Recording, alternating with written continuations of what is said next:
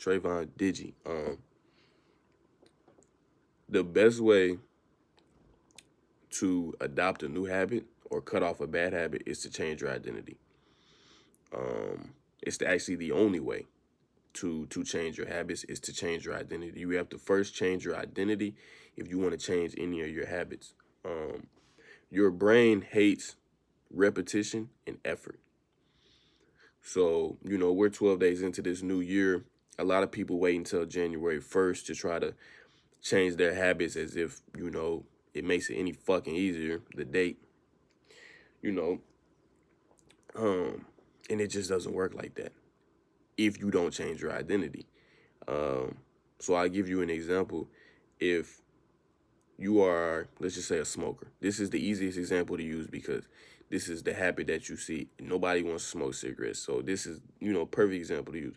But if you're a smoker and the way that you talk about it, I'm trying to stop smoking, that means you still identify with the habit, but you're making the effort to cut it off. And like I said, your brain hates effort. Um, it's not going to work. It's not going to work. Your brain is lazy. And so it's going to either justify you smoking again or it's just going to straight up run out of effort. I mean, you can fight it for a while, especially if you have some discipline and some willpower. You can fight it for a while. But, eventually the day is going to come where your brain is just like, fuck it. I'm not doing this no more. Your brain hates effort. It's mental effort that we want to avoid. Physical effort is perfectly okay. You go to the gym early morning, you get you pushing hard. It's like, that's good effort. It feels good. It's the mental effort that we want to avoid. That's what we want to avoid. Um, but if you change your identity to I don't smoke anymore, now you're not applying any effort because it's just not you. I don't do that. You know what I'm saying? It's not me. Now you don't have to apply any effort because it's just not you. Another example, when you were 12, 13, 14, whatever age you were when you stopped playing with toys, I don't know. It happens earlier now because the kids got phones. But whatever, when you were, whatever age you were when you stopped playing with toys, what happened? One day, toys just no longer were your identity. You ceased to identify with toys. It was replaced with a new identity. You know what I'm saying? Whether it been sports, video games, girls, whatever, you found a new identity. And the toys fell off. And now you come home from school every day, you walk right past the toy box, you don't even look or react to it because you don't identify with it anymore. You have a new identity. And so in your adult life, it's no different. You're a smoker, you're trying to stop smoking. You adopt a new identity. I don't smoke anymore. I run. I'm getting my lungs right. The identity is swapped.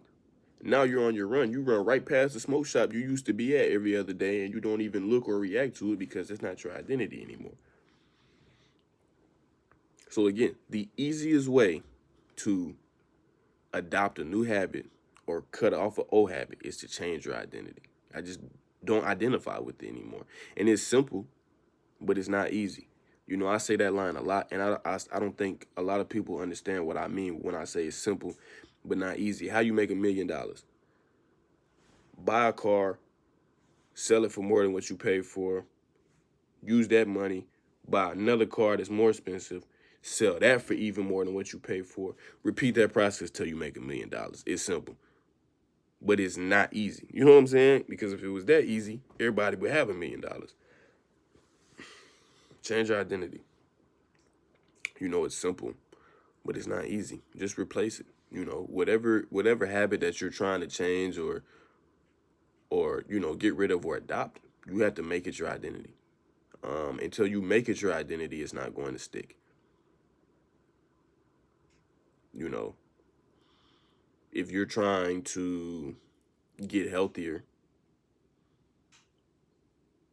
that has to become your identity. You're trying to get healthier, but every day it's a struggle for you to avoid, fast food, and because that's what you would rather be eating, but you're forcing yourself to eat healthy. It's not going to stick. You have to actually want to eat healthy. That has to be your identity. As long as you identify with the other shit, you have to apply mental effort to avoid that. And I told you, your brain hates mental effort. Um, your brain hates mental effort. Do the research on that. I could break it down more, but I don't have the time right now. Your brain hates effort. Your brain hates repetition. Mind you, again, I'll remind you, physical effort is okay. It's mental effort that we want to avoid. When you identify, like I said, I got homies that go to the gym 7 days a week. And do you think that it's a struggle for them to go to the gym? No, it's not, because that's just who they are.